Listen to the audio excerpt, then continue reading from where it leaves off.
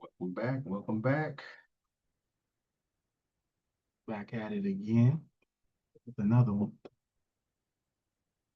So we were just having a good conversation about some of the business lessons that we've learned over the years, and Josh was, just sharing some high level game that a lot of people miss, man, that he picked up on way in his early days.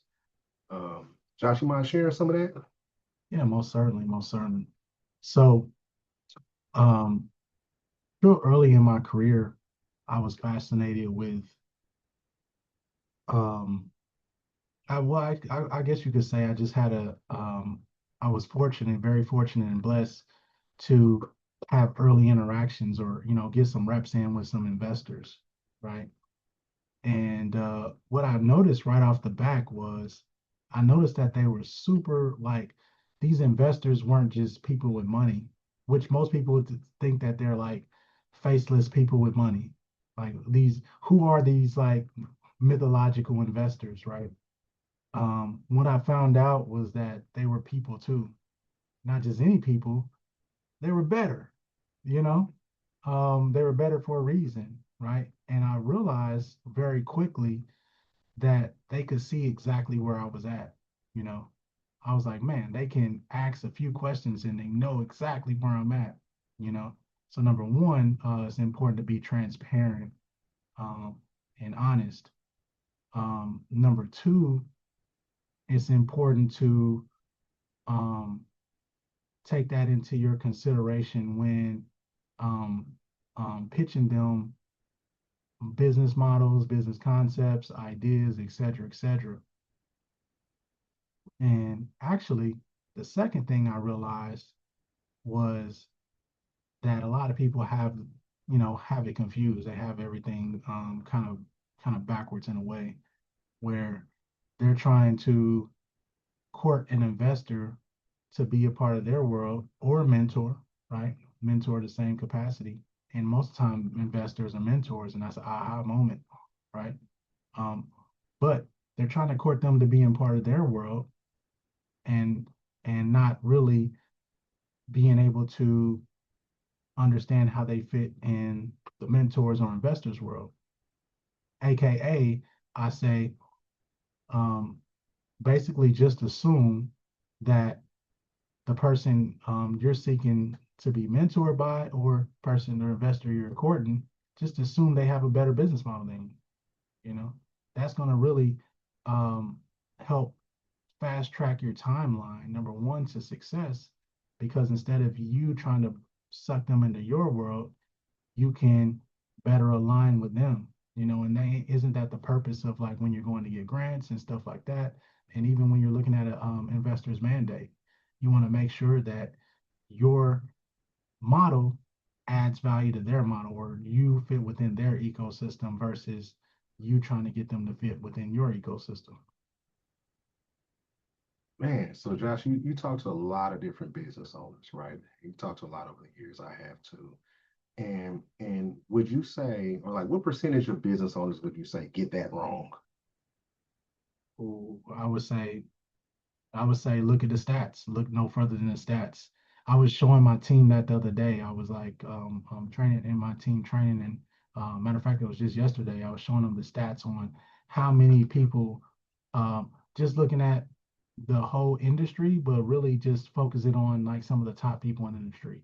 So what I did was I pulled up Y Combinator stats, right, which is Google's incubator, right? And which is AKA Google's investment firm. You know, you want if you don't understand what an incubator is, right? And they got over. Can you guess how many applications they got? Well, I have no idea. How many? They get anywhere between 12,000 and 15,000 applications On what frequency? Like a month, a year? every time they launch a new cohort, Okay, gotcha. which is multiple times a year, right? Wow. Um, and out of there, they only accept about uh, out of there they only accept about 200 to 250, which is that's about 1 to 1. That's about 1 to 1.5% of acceptance rate. So that's how many people get it right. And it's pretty bleak, man, when you think about it, if you only have a 1% chance of getting it right, then you better get it right. You better do all the things that give you the advantages. And in fact, you better avoid all the things that get you, thrown in the, get your application thrown in the trash, right? Yeah, which really talks to our strategy, our family office model, Mhm. because I say it all the time that a lot of people have false misconceptions, right? They People glorify the investments, but really only if you talk about the aggregate population, only 3% of capital deployed really consists of investment capital.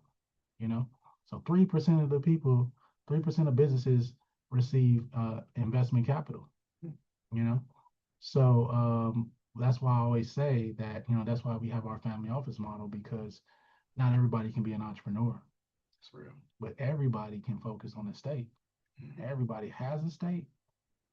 Everybody has the capability of possessing a state or getting or acquiring a state, right? And then everybody was born with a state, you know. Hence my book that's called The Mind Estate, you know.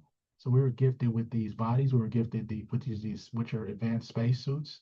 We're gifted with the quantum computer of the future, being your mind, and able to manifest or process any reality that one properly inputs. So